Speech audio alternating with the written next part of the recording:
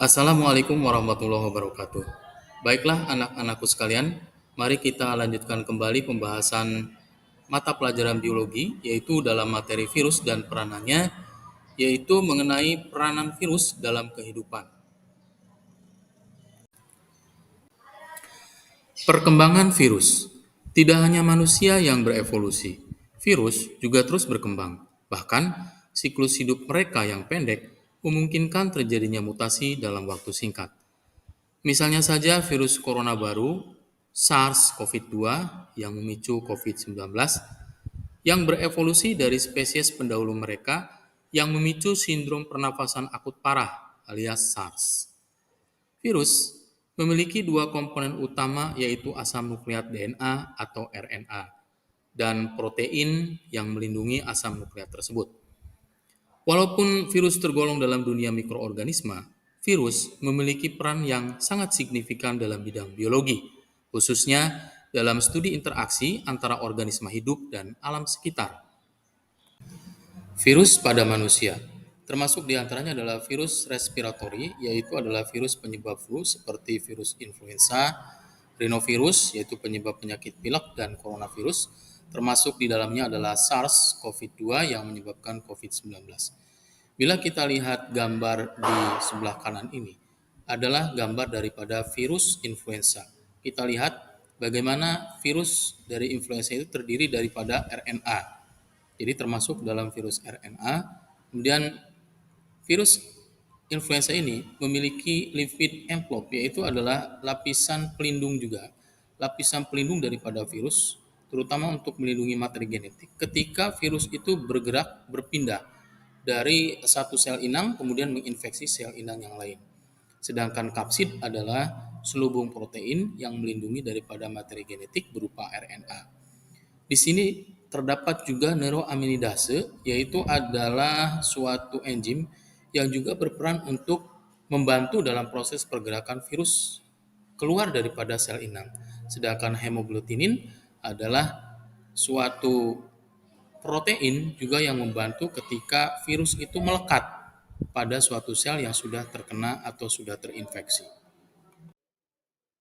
Virus pada manusia selanjutnya adalah virus HIV atau AIDS, yaitu virus Human Immunodeficiency Virus atau HIV, yaitu virus yang menyebabkan AIDS, Acquired Immunodeficiency Syndrome, di mana sistem kekebalan tubuh sangat lemah, sehingga sangat rentan tubuh tersebut terhadap beberapa penyakit, apalagi penyakit kanker berat.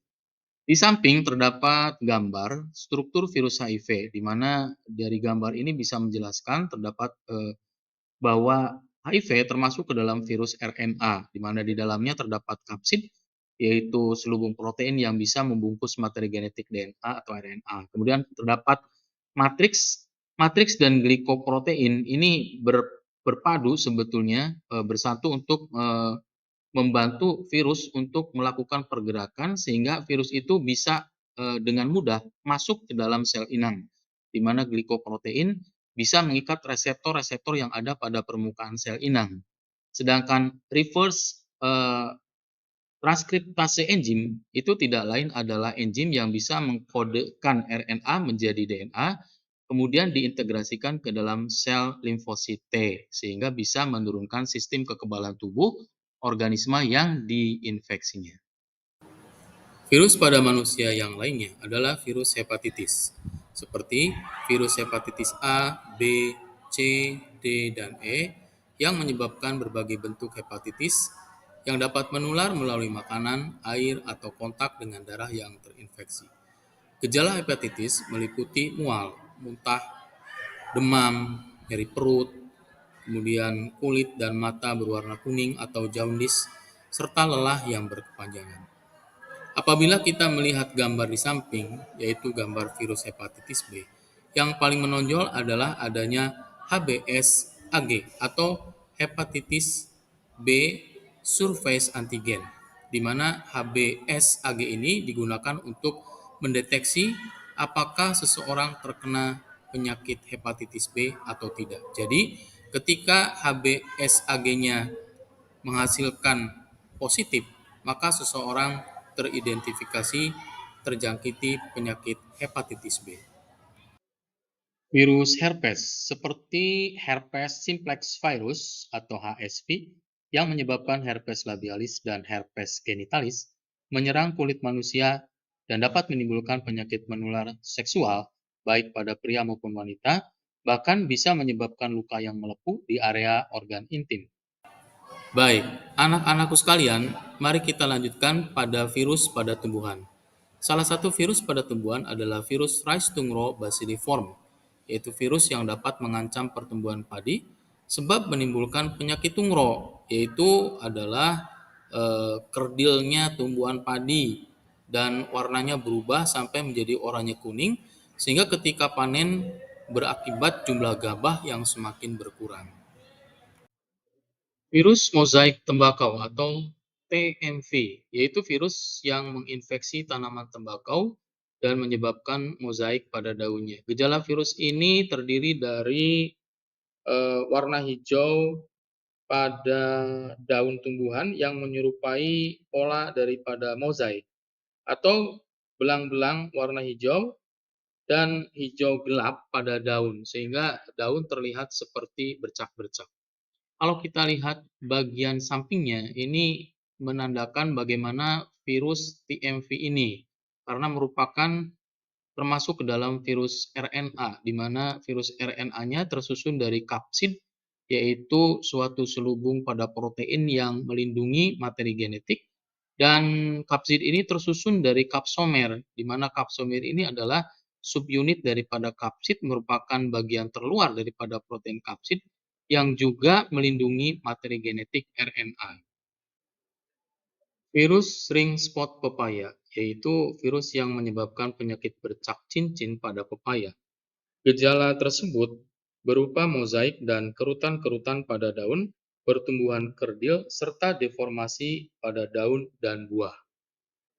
Baik, anak-anakku sekalian, mari kita lanjutkan virus pada hewan, yaitu virus rabies.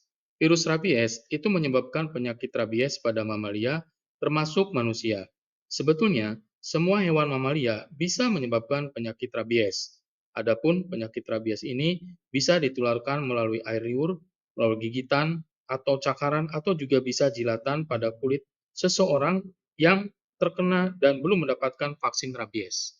Kalau kita lihat tanda-tanda rabies pada anjing, bisa kita lihat seperti halnya ada air liurnya yang berlebihan, kemudian anjingnya kemudian takut terhadap suara, takut terhadap air, takut terhadap cahaya, anjing tersebut menyendiri, ya, kemudian gelisah tapi dia agresif, kemudian ciri yang lainnya adalah menekukkan ekornya di kedua belah pahanya, dan kemudian dia berusaha menggigit apa saja benda-benda yang ada di sekitarnya, termasuk adalah manusia. Virus hewan ternak, termasuk virus flu burung atau avian influenza dan virus sindrom pernafasan dan reproduksi babi atau PRRSV. Unggas atau hewan yang terinfeksi flu burung akan mengeluarkan virus melalui air liur, lendir, dan kotorannya. Virus H5N1 bisa menginfeksi manusia dan hewan lainnya. Virus pada mikroorganisme lain yaitu virus bakteriofage, yaitu virus yang menginfeksi bakteri yang digunakan dalam terapi bakteriofage untuk mengobati infeksi bakteri. Bakteriofage dapat membunuh bakteri karena mengandung DNA atau RNA dan protein reseptor spesifik yang cocok pada target bakteri inang. Kalau kita lihat gambar di samping, ini menunjukkan bagaimana kita lihat struktur daripada virus T yang terdiri daripada asam nukleatnya yang diselubungi oleh kapsid, kemudian dilanjutkan dengan ada leher, kemudian ada ekor, kemudian ada serabut ekor, kemudian dilengkapi dengan jarum penusuk dan lempeng dasar. Anak-anakku sekalian, mari kita lanjutkan dengan manfaat virus dalam kehidupan. Beberapa virus memiliki selubung lipid di luar kapsid, seringkali dikaitkan dengan bahaya. Manfaat virus bagi manusia dapat membantu ilmuwan memahami evolusi dan perkembangan makhluk hidup. Manfaat virus dan peranannya dalam ekosistem cukup kompleks. Virus dapat membantu menjaga keseimbangan populasi mikroba dengan menginfeksi dan membunuh bakteri dan mikroorganisme lainnya yang dapat menjadi terlalu banyak dan mengganggu ekosistem. Berikut ini manfaat virus dalam kehidupan manusia. Manfaat virus dalam penelitian ilmiah. Virus dapat digunakan untuk bahan penelitian dalam ilmu seluler dan molekuler. Virus dapat terdiri dari DNA maupun RNA, sangat mungkin untuk dimanipulasi, ditambahkan, hingga disisipkan gen lainnya. Karenanya, virus dapat berguna di bidang penelitian ilmu bidang lain, sehingga replikasi DNA serta DNA dasar. Studi tentang virus dapat membantu mengungkapkan mekanisme di balik proses infeksi, replikasi, kemudian ada interaksi virus dengan sel, serta respirasi kekebalan tubuh terhadap virus. Nah, pengetahuan inilah yang kemudian dapat digunakan untuk mengembangkan pengobatan dan vaksin baru, terutama sekali untuk penyakit yang disebabkan oleh virus. Manfaat yang lainnya adalah membuat antitoksin. Antitoksin ini terbentuk melalui penggabungan DNA virus dan gen yang bersifat menguntungkan. Kemudian, DNA virus menghubungkan DNA manusia dengan DNA bakteri, sehingga sel bakteri mengandung gen manusia yang dapat menghasilkan antitoksin. Kemudian, ketika bakteri itu melakukan perkembangbiakan, maka jumlah antitoksin diproduksi dalam jumlah yang banyak. Terapi genetik. Virus dapat digunakan dalam terapi genetik, yaitu pengobatan yang menggantikan atau memperbaiki gen yang rusak atau hilang pada pasien dengan menyuntikkan atau menyisipkan gen sehat ke dalam sel tubuh pasien. Dalam hal ini, menggunakan virus sebagai vektor pengiriman gen sehat tersebut ke dalam sel tubuh pasien. Virus yang dimodifikasi secara genetik tersebut tidak lagi memicu penyakit, tetapi dapat membawa gen yang sehat tersebut ke dalam sel tubuh pasien. Virus yang digunakan dalam terapi genetik ini biasanya sangat spesifik dan hanya menginfeksi sel target tertentu saja, sehingga tidak merusak sel tubuh normal lainnya. Memproduksi interferon. Tubuh langsung memproduksi interferon sesaat setelah terinfeksi virus. Interferon diproduksi secara alami oleh limfosit tubuh manusia, hewan bertulang belakang, dan beberapa hewan tidak bertulang belakang. Interferon berfungsi untuk meningkatkan kekebalan tubuh. Produksi vaksin. Manfaat virus dapat digunakan untuk produksi vaksin. Sebagai contoh, vaksin flu dihasilkan dengan cara menanamkan virus flu yang sudah dilemahkan dan dimatikan ke dalam telur ayam, dan kemudian mengumpulkan virus yang dihasilkan oleh telur tersebut. Kemudian, virus yang dihasilkan selama proses ini dijadikan sebagai bahan dasar vaksin flu. Vaksin lain seperti virus hepatitis B juga digunakan dalam produksi vaksin. Pada proses ini, genetik virus diambil dan dimasukkan ke dalam telur sel untuk menghasilkan protein virus yang digunakan untuk bahan dasar vaksin. Pengendalian hama serangga. Bakulovirus ditanamkan pada gen tanaman pertanian. Kemudian larva serangga memakan tumbuhan tersebut. Nah, mereka kemudian menginfeksi sel dan tumbuh di dalam tubuh larva. Nah, ketika di dalam tubuh larva itu selnya mengalami perkembangan, maka lama-kelamaan merusak jaringan tubuh larva tersebut. Akibatnya, larva-larva daripada serangga yang merusak daripada tanaman-tanaman tersebut akhirnya akan mati dan menurunkan populasi larva-larva serangga tersebut.